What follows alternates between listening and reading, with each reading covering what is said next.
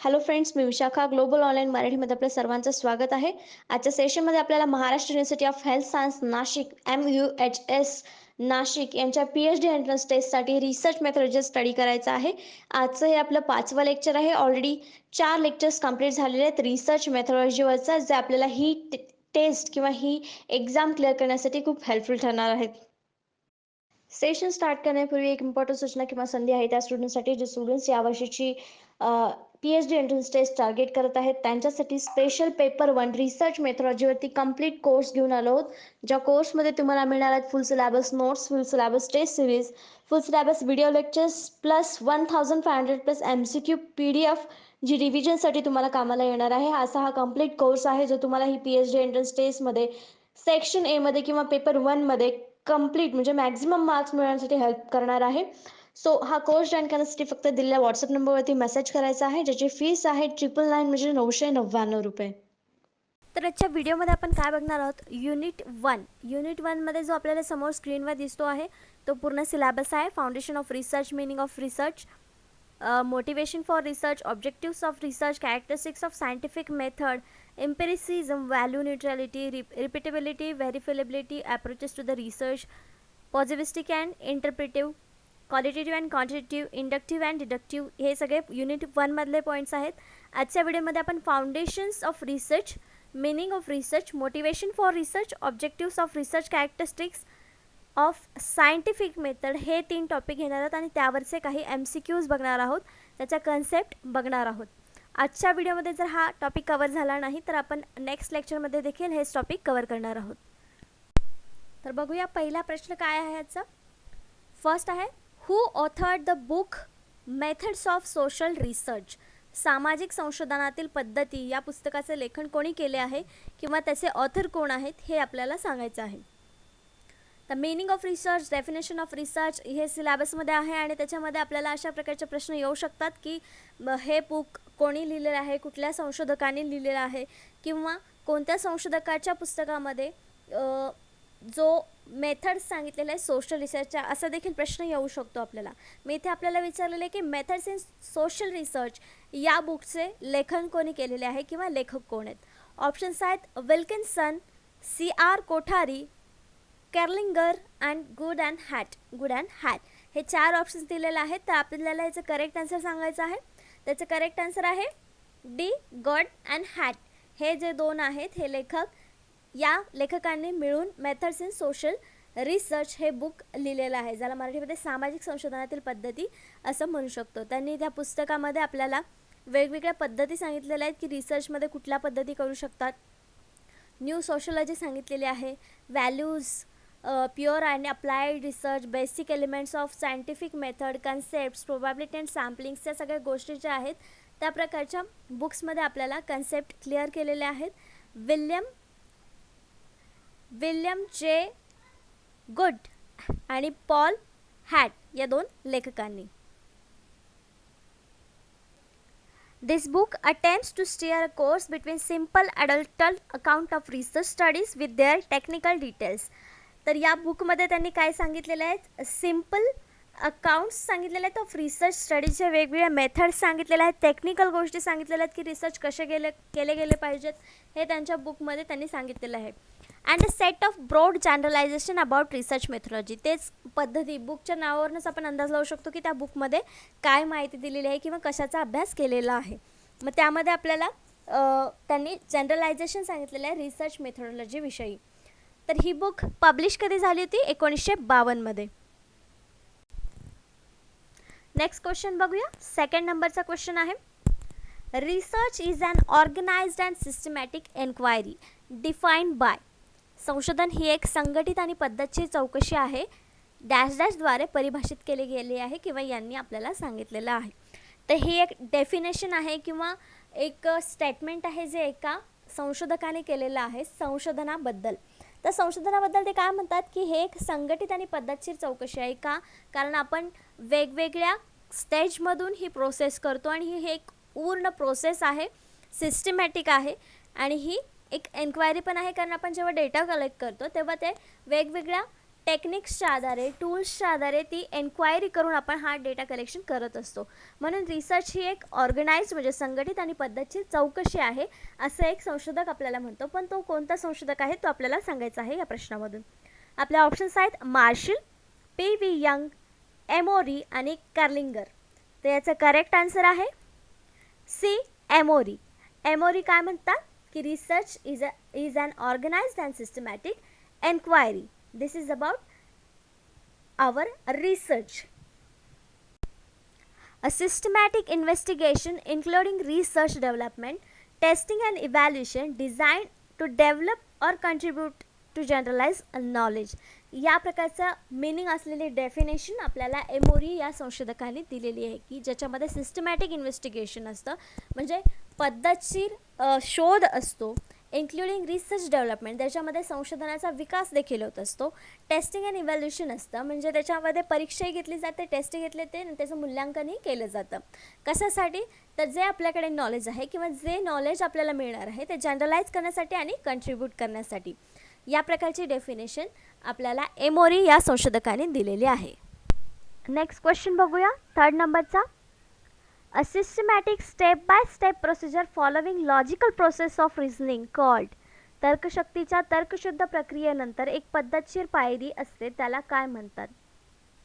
म्हणजे त्यांनी एक सांगितले की एक सिस्टमॅटिक आणि स्टेप बाय स्टेप प्रोसिजर आहे ज्याच्यामध्ये आपण लॉजिकल प्रोसेससुद्धा लावतो किंवा रिझनिंग जे आहे लॉजिकल प्रोसेस ऑफ रिझनिंग तिथे आपण वापरतो. तर त्या प्रक्रियेला काय म्हणतात किंवा ती पद्धत कुठली आहे ते आपल्याला सांगायचं आहे. ऑप्शन्स दिलेले आहेत एक्सपेरिमेंट प्रयोग, ऑब्झर्वेशन म्हणजे निरीक्षण, डिडक्शन म्हणजे अनुमानिक अँड सायंटिफिक मेथड म्हणजे वैज्ञानिक पद्धत. तर ज्यामध्ये आपण स्टेप बाय स्टेप प्रोसिजर करतो शिवाय त्याच्यामध्ये रिझनिंग लॉजिक पण लावलेलं असतं तर ते आपलं एक सायंटिफिक मेथड असते यूज करण्याची. म्हणून त्याचं करेक्ट आन्सर आहे डी, सायंटिफिक मेथड म्हणजे वैज्ञानिक पद्धत. तर ही वैज्ञानिक पद्धत काय आहे, सायंटिफिक मेथड का आहे कारण ती एक स्टेप बाय स्टेप फॉलो केलेली प्रोसिजर आहे म्हणून त्याला आपण सायंटिफिक मेथड असं म्हणू शकतो. शिवाय त्याच्यामध्ये लॉजिकल प्रोसेस लावलेली आहे जी रिझनिंगची यूज केलेली आहे. एक्सपेरिमेंट म्हणू शकत नाही आपण, त्याच्यामध्ये स्टेप बाय स्टेप करतोय प्रोसिजर आपण पण त्याच्यात रिझनिंगचं लॉजिक आपण तिथे लावलेलं नाही आहे. तिथे जे आपल्याला समोर जे दिसणार आहे तेच आपण मांडणार आहे पण इथे प्रोसेसमध्ये आपण लॉजिकल रिझनिंग लावलेलं आहे म्हणून ती एक सायंटिफिक मेथड आहे, वैज्ञानिक पद्धत आहे. म्हणून याचं करेक्ट आन्सर आपल्याला डी मिळालेलं आहे. The scientific method is a standardize way of making observation. तर सायंटिफिक मेथड नेमकं काय आहे ते आपण समजून घेऊया. Scientific method is a standardize way of making observation, gathering data, forming theories, testing predictions and interpreting result. तर सायंटिफिक मेथडमध्ये काय असतं तर जे आपण विज्ञानाच्या आधारे जे स्टँडर्डाइज वे असतात, ऑब्झर्वेशन म्हणजे निरीक्षणाचे मार्ग असतात, डेटा कलेक्शनचे मार्ग असतात, थेअरी फॉर्म करणं म्हणजे थेअरी तयार करणं, टेस्ट जे असतात आपल्या टेस्टिंग त्याचं प्रिडिक्शन करणं की काय असेल या टेस्टमध्ये किंवा यामध्ये कुठल्या पॉसिबिलिटीज आहेत ते सगळं सांगणं किंवा रिझल्ट काय असेल ते इंटरप्रेट करणं, हे सगळं जे आहे ते सायंटिफिक मेथडमध्ये होत असतं. सायंटिफिक मेथडमध्ये म्हणजे वैज्ञानिक पद्धतीमध्ये होत असतं. Researchers make observation in order to describe and measure behaviour. तर एखाद्या व्यक्तीचं बिहेवियर म्हणजे वागणं किंवा एखाद्या वस्तूचं रिझल्ट काय आहे किंवा त्याचं बिहेवियर कसं आहे हे सांगण्यासाठी रिसर्चर्स ऑब्झर्वेशन ही गोष्ट वापरत असतात किंवा ते डिस्क्राईब करण्यासाठी ऑब्झर्वेशन करत असतात म्हणजे निरीक्षण करत असतात. तर ही एक प्रकारची सायंटिफिक मेथड आहे असं आपण म्हणू शकतो. नेक्स्ट क्वेश्चन 4th नंबरचा. Ethical neutrality is a feature of. नैतिक तटस्थता हे त्याचं वैशिष्ट्य आहे. कशाचं? न्यूट्रॅलिटी. इथिकल न्यूट्रॅलिटी म्हणजे नैतिक तटस्थता. तर हे काय आपण कन्सेप्ट समजून घेऊ पण त्याच्या आधी आपल्याला याचा आन्सर माहिती पाहिजे. Ethical neutrality is a feature of. नैतिक तटस्थता हे त्याचे वैशिष्ट्य आहे. ऑप्शन्स डिडक्शन अनुमानिक, सायंटिफिक मेथड वैज्ञानिक पद्धत, ऑब्झर्वेशन म्हणजे निरीक्षण आणि एक्सपिरियन्स म्हणजे अनुभव. तर आपण मागे एक कन्सेप्ट बघितली सायंटिफिक मेथड. आपण लॉजिक लावलं तर त्याचा आन्सर इथं आपल्याला मिळेल की नैतिक तटस्थता कशामध्ये असले पाहिजे, आपल्या सायंटिफिक मेथडमध्ये असले पाहिजे. म्हणजे जे काय आपण मेथड करू त्याला योग्य मार्ग मिळेल आणि त्याचं करेक्ट असा रिझल्ट मिळेल, बायस होणार नाही यासाठी आपल्याला नैतिक तटस्थता तिथे असणं गरजेचं आहे जेव्हा आपण सायंटिफिक मेथड म्हणजे वैज्ञानिक पद्धत लागू करणार आहोत. मग हे त्याचं वैशिष्ट्य आहे, कारण जेव्हा जेव्हा आपण सायंटिफिक मेथड वापरतो तेव्हा तिथे नैतिक तटस्थता आपोआपच येते, म्हणून हे त्याचं वैशिष्ट्य आहे. आणि आपला करेक्ट आन्सर देखील बी आहे, सायंटिफिक मेथड वैज्ञानिक पद्धत. In research, the term neutrality implies that an inquiry of free of bias or is separated from the researcher's perspectives, background, position and conditioning circumstance. तर न्यूट्रॅलिटी म्हणजे काय, तटस्थता म्हणजे काय, तर जेव्हा आपण एखादी एन्क्वायरी करतो म्हणजे एखाद्या गोष्टीची माहिती मिळवण्यासाठी प्रयत्न करतो, काम करत असतो त्याच्यावरती, तेव्हा आपण बायस न होता म्हणजे पक्षपात न करता तिथे आपल्याला माहिती मिळवायची असते. किंवा जो रिसर्चरचा पर्स्पेक्टिव्ह आहे, दृष्टिकोन आहे, विचार आहे, त्याच्यापासून तो स्वतः सेपरेट असतो. त्याचं बॅकग्राऊंड, पोझिशन, कंडिशन हे सगळं तिथे मॅटर करत नाही, किंवा रिसर्चरला ते सगळं बाजूला ठेवून जे काय माहिती आहे ती गोळा करायची असते. म्हणजे तो एक तटस्थपणे काम करत आहे असं आपण म्हणू शकतो, ज्याला आपण न्यूट्रॅलिटी असं म्हणू शकतो. When a researcher or the research is set to be neutral, म्हणजेच आपण जे सांगितलं की या सगळ्या गोष्टी बायस न होणं किंवा एखाद्या आपल्या विचारापासून, आपल्या दृष्टिकोनापासून, आपल्या बॅकग्राऊंडपासून वेगळं राहून त्याची माहिती मिळवणं, यालाच आपण न्यूट्रॅलिटी असं म्हणू शकतो. The enquiry is also employed to be trustworthy आणि लेजिटिमेट. तर जेव्हा माहिती अशा प्रकारे जेव्हा आपण माहिती मिळवू तेव्हा ती एक विश्वसनीय माहिती तयार होते किंवा एक विश्वसनीय माहिती लोकांपुढे समोर येते. नेक्स्ट क्वेश्चन आपण बघूया 5th नंबरचा. Scientific method is committed to, वैज्ञानिक पद्धत वचनबद्ध आहे कशाशी. ऑप्शन्स आहेत ऑब्जेक्टिव्हिटी म्हणजे वस्तुस्थिती, एथिक्स म्हणजे नीतिशास्त्र, प्रपोजिशन्स म्हणजे प्रस्ताव, न्यूट्रॅलिटी म्हणजे तटस्थता. तर एथिक्स, न्यूट्रॅलिटी हे जे आहेत ते वैशिष्ट्य आहेत सायंटिफिक मेथडचे, पण वचनबद्ध वैज्ञानिक पद्धत कशासाठी आहे, तर ऑब्जेक्टिव्हिटीशी म्हणजे वस्तुस्थिती जी काय आहे जशीच्या तशी मांडण्यासाठी किंवा वस्तुस्थिती काय आहे हे दर्शवण्यासाठीच आपण वैज्ञानिक पद्धत वापरत असतो. मग आपल्या इथे करेक्ट आन्सर काय येणार आहे, ए ऑब्जेक्टिव्हिटी, वस्तुस्थिती. वैज्ञानिक पद्धतीमध्ये ही पद्धत वस्तुस्थितीसाठी वचनबद्ध आहे, म्हणजे त्याच्यामध्ये वस्तुस्थिती समोर येणार आहे, त्याच्यामध्ये वस्तुस्थितीच दाखवली जाणार आहे, म्हणून आपला करेक्ट आन्सर इथं ए आलेला आहे. The scientific method involves developing and testing theories about the world based or empirical evidence. तर सायंटिफिक मेथडमध्ये आपण एव्हिडन्स देत असतो म्हणजे पुरावे देत असतो. ज्या काही थेरीज आपण मांडतो किंवा ज्या काही थेरीज टेस्ट करतो ते सगळं आपण पुराव्यासह समोर मांडतो. It is defined by the commitment to systematic observation of the empirical world. तर ही कमिटमेंट आहे कशाची, तर सिस्टमॅटिक ऑब्झर्वेशन म्हणजे पद्धतशीर निरीक्षण केलेलं आहे, त्याचं अनुभवजन्य जगाचं एक ऑब्झर्वेशन केलेली एक पद्धत आहे असं आपण म्हणू शकतो. And strives to be objective, critical, skeptical and logical. तर ह्याच्यामध्ये आपल्याला वस्तुस्थिती जी आहे ती दाखवण्याचाच प्रयत्न केला जातो किंवा सायंटिफिक मेथडमध्ये तीच दाखवली जाते, म्हणून आपण असं म्हणू शकतो की सायंटिफिक मेथड ही ऑब्जेक्टिव्हिटी म्हणजेच वस्तुस्थितीशी वचनबद्ध आहे, वस्तुस्थितीच दाखवू शकते. नेक्स्ट क्वेश्चन आहे 6 नंबरचा. One of the method of logical reasoning is called, तार्किक युक्तिवादाची एक पद्धत याला म्हणतात. ऑप्शन्स आहेत इंडक्शन प्रेरण, डिडक्शन अनुमानिक, रिसर्च म्हणजे संशोधन, एक्सपेरिमेंट म्हणजे प्रयोग. तर मेथड विचारलेली आहे लॉजिकल रिझनिंग यूज करू शकतो त्याला, त्याचं करेक्ट आन्सर आहे इंडक्शन. इंडक्शन म्हणजे काय आपण बघू. In scientific research, induction is a form of reasoning used in pursuit of understanding and knowledge. तर आपल्याला समज आणि माहिती मिळण्यासाठी एक फॉर्म, एक मेथड आहे रिझनिंगची ज्याला आपण इंडक्शन असं म्हणू शकतो. इस्टॅब्लिशिंग a relationship between observation and theory. Observation म्हणजे निरीक्षण आणि आपला सिद्धांत या दोन्हीमध्ये संबंध प्रस्थापित करण्यासाठी हे रिझनिंग यूज केलं जातं असं आपण म्हणू शकतो. Induction lies behind any effort to generate general statement based on observation or efforts to develop theory for empirical data. जो काय आपल्याला डेटा मिळालेला आहे त्याच्यावरून आपल्याला जे काय आपण ऑब्झर्वेशन केलेलं आहे त्यातून आपल्याला जनरल स्टेटमेंट फॉर्म करण्यासाठी ह्या प्रकारचं रिझनिंग आपल्याला कामात येतं, जे सायंटिफिक मेथडमध्ये आपण यूज करू शकतो. तर त्याचं नाव काय आहे, ते रिझनिंग कोणतं आहे, तर induction. Induction is a form of reasoning use in pursuit of understanding and knowledge. तर यासाठी हे इंडक्शन वापरलं जातं. मग इथे आपलं करेक्ट आन्सर आलं होतं इंडक्शन. नेक्स्ट क्वेश्चन आहे 7th नंबरचा. An essential criterion of science study is. विज्ञान अभ्यासाचा निकष हा आहे. विज्ञान अभ्यास कशावर आधारित आहे किंवा काय म्हणून आपण त्याच्यावरती निकष लावू शकतो. कशाचे निकष लावू शकतो विज्ञान अभ्यासाला. ऑप्शन्स आहेत बिलीफ, विश्वासावरती विज्ञानाचा अभ्यास केला जाऊ शकतो का, नाही. व्हॅल्यूज, मूल्यावरती, नाही. सी ऑब्जेक्टिव्ह म्हणजे वस्तुस्थिती, डी सब्जेक्टिव्हिटी. त्याचा करेक्ट आन्सर आहे सी ऑब्जेक्टिव्हिटी, वस्तुस्थिती. आपण बघितलं सायंटिफिकल मेथडमध्ये कुठली गोष्ट वापरली जाते तर तिथं वस्तुस्थिती सी वचनबद्ध असते सायंटिफिक मेथड.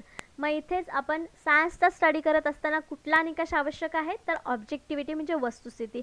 वस्तुस्थितीमध्ये जे काय एक्सपेरिमेंट घडतात किंवा जे काय शोध लागतात त्यावरती आपण विज्ञानाचा अभ्यास केला असं आपण म्हणू शकतो. म्हणून विज्ञानाचा अभ्यासाचा निकष आहे वस्तुस्थिती. Scientific objectivity is a characteristic of scientific claims, methods and result. It expresses the idea that claims, methods and result of science are not or should not be influenced by particular perspective.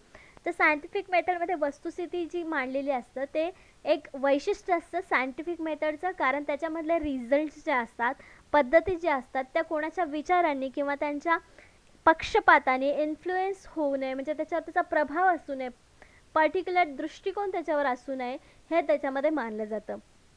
Value, commitments, community bias और personal interest to name a few relevant factors. तर यामधले काही जे factors आहेत ते त्याच्यामध्ये असतात परंतु ते बायस नसतात.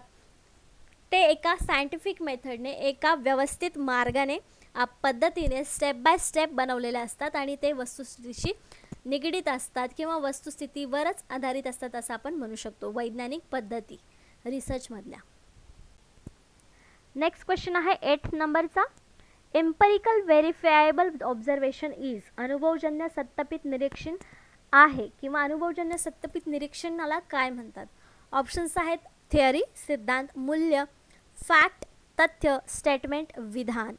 तर आपल्याला याच्यामध्येच प्रश्नामध्येच आपल्याला आन्सर इथे मिळेल की अनुभवजन्य सत्यापित निरीक्षण, जसा न्यूटनचा लॉ होता की निरीक्षण केलं की सफरचंद खालीच पडत आहे, आकाशात उडत नाही आहे किंवा आजूबाजूलाही जात नाही आहे, खाली येत आहे. ग्रॅव्हिटेशनल फोर्स अनुभवजन्य प्रस्थापित निरीक्षणावरून आपल्याला तिथे शोध लागला, मग तिथे ग्रॅव्हिटीची थिअरी निर्माण झाली. मग आपल्या इथे करेक्ट आन्सर काय येणार आहे ए थिअरी, सिद्धांत. Empirical verifiable observation is theory.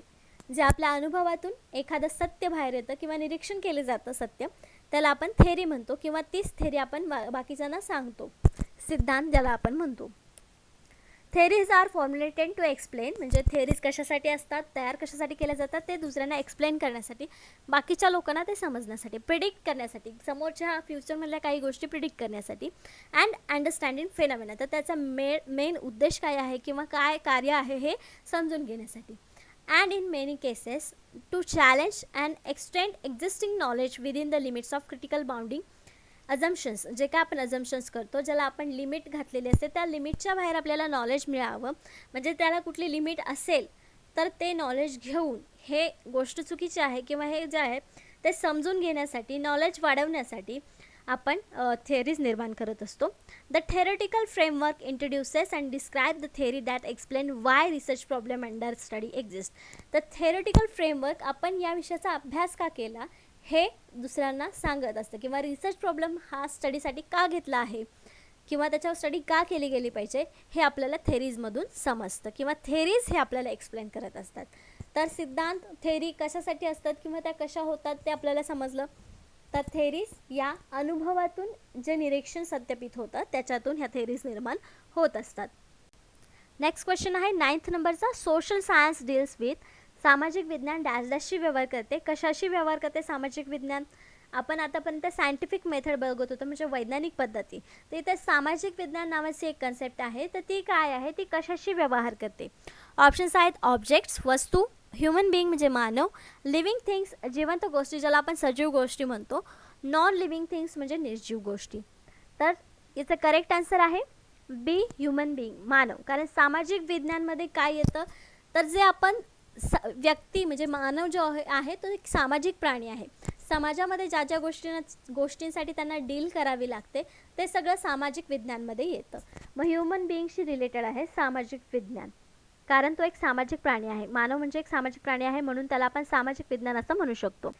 Social science, any branch of academic study और science that deals with the human behaviour in its social and cultural aspects. तर सोशल सायन्स म्हणजे काय सांगू शकतो आपण, ही एक ब्रांच आहे, शाखा आहे. जेव्हा आपण ॲकॅडमिक स्टडी करतो त्याच्यामध्ये हे सायन्स जे आहे ते ह्युमन बिहेवियर म्हणजे मानवी वर्तन किंवा मानवी वागणुकीशी रिलेटेड सगळ्या गोष्टींशी अभ्यास करतं, किंवा सामाजिक आणि जे काय आपलं कल्चर आहे, ज्याला आपण परंपरा, रूढी जे काय म्हणतो, त्याचा आस्पेक्ट्स काय आहेत हे करण्यासाठी किंवा त्याचा अभ्यास करण्यासाठी ही एक ब्रांच आहे social science. Usually included within the social science are cultural और सोशल, म्हणजे सोशल किंवा कल्चरल या ब्रांचमध्ये कुठले विषय येतात जे आपण सोशल सायन्समध्ये स्टडी करतो ते आहेत anthropology, sociology, psychology, political science and economics. हे बहुतेक सारे विषय आपल्या ओळखीचे आहेत आणि हे विषय सोशल सायन्समध्ये येत असतात. जर आपल्याला माहिती असेल तर सोशल सायन्स आणि नॅचरल सायन्स हे काय गोष्टी आहेत ते आपल्याला वेगवेगळ्या दोन गोष्टी आहेत हे समजेल किंवा फरक आपल्याला त्यातला माहिती असेल. नेक्स्ट क्वेश्चन आहे 10th नंबरचा. Science is broadly divided into. Science जसं आता आपण बघितलं सामाजिक विज्ञान आणि सायन्स, हे सायन्सच्या कुठल्या कुठल्या कॅटेगरीमध्ये सायन्स विभागलं गेलेलं आहे, विज्ञान मोठ्या प्रमाणात विभागले गेले आहेत किंवा कोणत्या मोठ्या गटांमध्ये हे विभागलं गेलेलं आहे ते आपल्याला सांगायचं आहे. ऑप्शन्स आहेत नॅचरल अँड सोशल, नैसर्गिक आणि सामाजिक, नॅचरल अँड फिजिकल, सामाजिक आणि शारीरिक, फिजिकल अँड मेंटल, शारीरिक आणि मानसिक, सोशल अँड फिजिकल, सामाजिक आणि शारीरिक. त्याचं करेक्ट आन्सर असणार आहे, ऑप्शन्स बघितल्याचं आपल्याला करेक्ट आन्सर मिळतं आहे. आत्ताच लास्ट क्वेश्चन बघितला आपण, सोशल सायन्स हा एक ब्रांच आहे, मग त्याच्याबरोबर दुसरी कुठली ब्रांच असणार आहे, त्याचं करेक्ट आन्सर आहे ए नॅचरल अँड सोशल, नैसर्गिक आणि सामाजिक. तर नॅचरल सायन्समध्ये काय येतं, जे एक्सपेरिमेंट आपण बघितले किंवा थिअरीज ज्या संशोधकांनी मांडलेल्या आहेत, ग्रॅव्हिटेशनल फोर्सची जसे आपण उदाहरण दरवेळेस घेतो कारण ते आपल्याला सगळ्यांना परिचयाचे आहे, हे नैसर्गिक आहे, हे नैसर्गिक सायन्स आहे असं आपण म्हणू शकतो. आणि दुसरीकडे सोशल सायन्स ज्याच्यामध्ये आपण ह्युमन बिहेवियरचा अभ्यास करतो, या दोन मेन ब्रॉड कॅटेगरी आहेत. मग बाकीचे जे रिसर्च आहेत ते या दोन्हीमध्येच विभागले जातात. जसं की आपण बोलू शकतो की दूध उतू का जातं, हे एक नॅचरल सायन्समधला प्रश्न आहे, पण व्यक्तीने दुधाकडे लक्ष दिलं नाही तेव्हा दूध उतू गेलं, हा विषय झाला सोशल सायन्सचा. असं आपण एक उदाहरण घेतलेलं आहे. हा एक रिसर्चचा विषय नसला तरी उदाहरण समजून घेण्यासाठी आपण ह्या दोन कॅटेगरीज घेतलेल्या आहेत. जसं की मानवाची कुठली कृती आहे ती सोशल सायन्समध्ये, जी नैसर्गिक कृती आहे पण मानवाला ती माहिती आहे किंवा मानवाकडून घडलेली आहे पण ती नैसर्गिकरित्या झालेली आहे, ती नैसर्गिक सायन्समध्ये येते. Science can be grouped into 2 broad categories. Main दोन कॅटेगरीमध्ये सायन्स विभागलं जाऊ शकतं, ते आहे natural science and social science. Natural sciences can be further classified into physical science, earth science, life science and others. मग नॅचरल सायन्समध्ये त्याच्यामध्ये फिजिकल सायन्स म्हणजे भौतिक विज्ञान, अर्थ सायन्स म्हणजे पृथ्वीचं जे काय सायन्स आहे ते, लाईफ सायन्स म्हणजे त्याच्यामध्ये जीवशास्त्र आणि वेगवेगळे विषय त्याच्यामध्ये येतात. म्हणजे ब्रॉड कॅटेगरी दोन आहेत पण त्याच्यामध्ये आणखीन वेगवेगळे विषय येऊ शकतात, नॅचरल सायन्समध्ये देखील आणि सोशल सायन्समध्ये देखील. तर अशा प्रकारे आजचे आपले 10 प्रश्न, 10 कन्सेप्ट इथे झालेले आहेत. नेक्स्ट लेक्चरमध्ये आपण याच विषयावरचे आणखीन 10 प्रश्न बघूयात, कारण पूर्ण टॉपिक याच्यामध्ये कव्हर झालेलं नाही आहे. आपल्याला अजून क्लासिक कॅरेक्टरिस्टिक्स बघायचे आहेत, रिसर्चचे कोणते कोणते आहेत, त्यानंतर अजून प्रश्न त्याच टॉपिकवरचे बघणार आहोत. म्हणजे पुढच्या लेक्चरमध्ये देखील या 3 टॉपिकवरचेच 10 प्रश्न आणि 10 कन्सेप्ट आपण बघणार आहोत, तर रिसर्च मेथडची टॉपिकवरचे.